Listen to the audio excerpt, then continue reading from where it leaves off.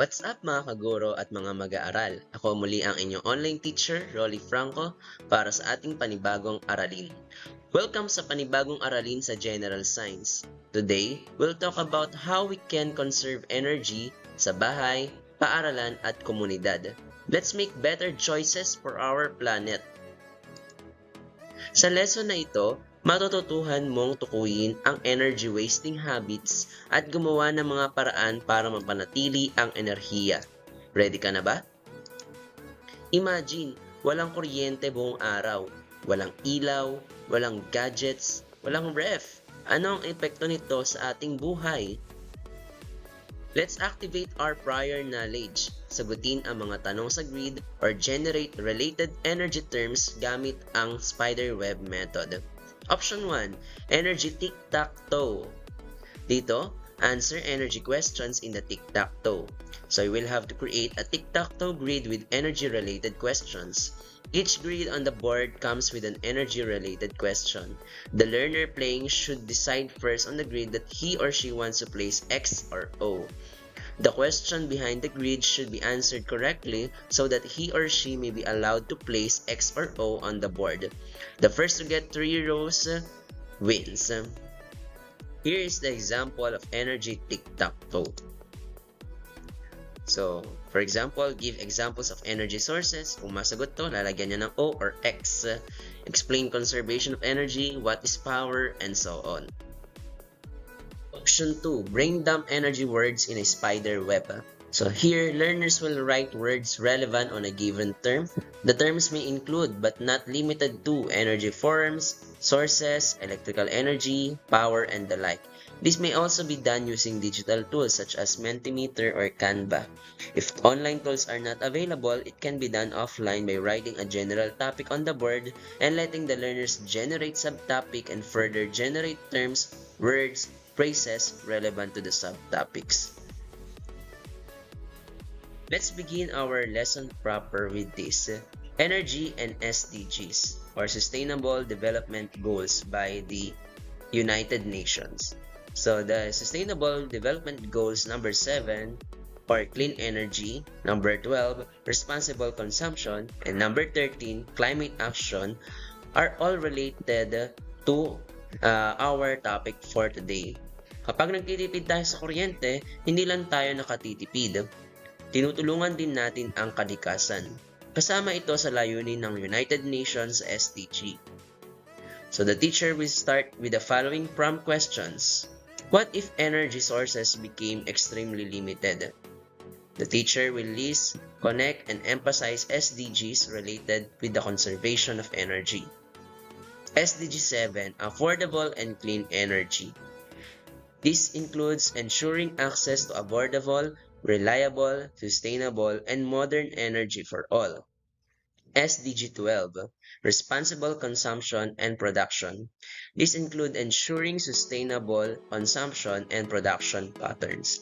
And SDG 13, climate action, which includes taking urgent action to combat climate change and its impacts. Let's have another activity, and this is called Philippine Power Check 2024. So we'll have to analyze which sectors consume the most energy. Gamitin natin ang datos mula sa Department of Energy. What trends do you notice from the 2003 to 2023 energy consumption data? So you will have to access the full document in this link on this slide. Which sector consumes most energy? Okay, so this data is based on the 2024 energy consumption by sector. We have here the residential, commercial, industrial, and other energy consumption sector. Which energy source provided the largest share of total energy consumed? What do you think will happen in the future if the trend on energy consumption continues? How does our understanding on energy conservation help you as a student to make better choices on energy consumption? Para masagutan ang mga tanong na iyon, kailangang i-access ang full document na ito. Let's have another activity. Magpatrol tayo. Let's have power patrol. So in this activity, the students will have to inspect their surroundings for energy wasted. They will complete this checklist: lights left on, covered windows, plug chargers, etc. Tukuyin natin ang mga energy wasting practices sa paligid. Sagutan muna ang unang column lang ng checklist. Discussion questions for this activity. What were the most common energy wasting habits observed during your inspection? Were there any surprising findings you didn't expect? What simple habits can you do to minimize unnecessary energy consumption?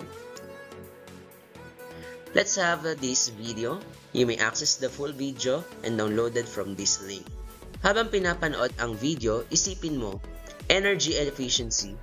Technical lang ba yan o responsibilidad ng lahat? Design thinking energy guardians. Mag-design tayo ng solusyon. Anong problema sa energy sa school o sa inyong komunidad? Gumawa tayo ng prototype na solusyon. So we will use this framework: empathize, define, ideate, prototype, test. So let's start with empathize. Learners will conduct interviews or surveys with other learners, teachers, and business owners about the challenges they face related with energy consumption, energy loss, or energy wastage. Next, we have define. Learners organize their findings in common patterns. For example, excessive appliance use, poor installation, and unnecessary lighting. Ideate. Learners brainstorm with their peers to propose energy-saving programs or innovation. For example, use of solar-powered automatic night switch. EarthR, participation. 4. Prototype. Learners designs model or small-scale prototypes for a policy, programs, or innovations. Test and refine. Learners may gather feedback from authorities, for example, teachers and school heads, community leaders, residents, learners, etc. Learners will refine their proposed policies based on feedbacks gathered. So, these learners may also answer these discussion questions. Ano ang kaya mong gawin bilang leader? Gamitin ang science at values para gumawa ng policy, campaign, o batas. So this activity is called Leader in Action. So you will have to create policies, rules, or programs for energy conservation, and you will have to choose a leadership role. You may be a senator or legislator, DOE secretary, NAPOCOR representative, mayor, or school principal. Let's have another activity, spot and save. By the way, these activities may be allotted in different days of the week, since this topic is for one whole week. Image analysis. Identify energy waste and suggest solution. As the teacher presents this image, the learners examine images and list instances of energy inefficiency. I-analyze natin ang mga larawan. Ano ang problema sa energy use at paano ito masusolusyonan? The learners will provide 2 to 3 ways to address the issue and share it in the class. Maglaro tayo ng Energy Feud. Sagutin ang mga tanong batay sa survey at top energy saving strategies. So this is a quiz game on energy habits and conservation. Answers are ranked based on predetermined survey results or expert recommendation. Here is a sample survey style question, and you may also modify it. Itong activity naman na to ay pwedeng gawin sa inyong bahay. Energy budgeting. Estimate your household's energy consumption using appliance data. So gamitin ang table na ito upang maraman kung gaano kalaki ang energy use sa inyong bahay. Anong appliances kaya ang malakas kumonsumo? Isulat dito ang appliance o device sa unang column. Isulat ang bilang ng device. Ang wattage, ito ay makikita sa likurang bahagi ng mga appliances. Kung gaano katagal ito ginagamit sa isang araw. Upang makuha ang energy consumption per day, i-divide lang ang 75 sa 1,000 at i-multiply ito sa oras ng paggamit upang makuha ang sagot. And isulat sa huling column kung ano ang inyong energy saving action. Let's talk about Republic Act 11285. Alamin ang batas para sa energy and efficiency. Ibahagi sa grupo ang findings ninyo at gumawa ng solusyon sa batas. Narito ang mga mahalagang seksyon ng batas na maaaring pag-usapan. We have Section 2, Declaration of Policy. Section 3, Scope. Section 10, Incentives for Energy Efficiency Projects. Section 12, Role of the Department of Energy. At Section 17, Energy Efficiency Standards and Labeling. Ituloy natin ang Power Patrol kanina. Ito ang kadugtong ng action plan na inyong gagawin. Balikan ang checklist na inyong ginawa. Tukuyin naman ngayon ang level ng panganib, magbigay ng solusyon, at tukuyin kung sino ang pwedeng kumilos. Pagkatapos ito, sagutin ang mga discussion questions. Number 1, which energy wasting habit was the most frequently observed during the inspection and why do you think it happens? Number 2, how does identifying energy inefficiencies in schools help promote long-term sustainability and cost savings? Number 3, what small changes students and staff implement immediately to reduce waste in daily school operations? Number 4, which area in the school exhibited the highest energy waste level and what challenges might prevent improvement in that space? And number 5, how can school encourage behavioral changes to create a culture of energy conservation among students, teachers, and administrators? Tayo'y mangakong magiging energy champions.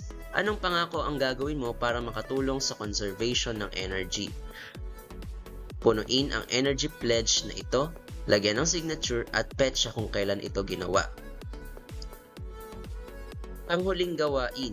Bago tayo magtapos, ano ang 3 pinaka-importanteng natutuhan mo? May tanong ka pa bang gusto mong masagot? At dyan natatapos ang aking discussion video. Salamat sa panonood. Kung nagustuhan mo ang lesson na ito, don't forget to like, share, and subscribe.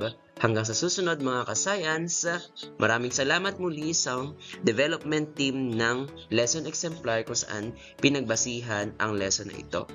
Muli, ako ang inyong science teacher, Rolly Franco. Thank you for watching!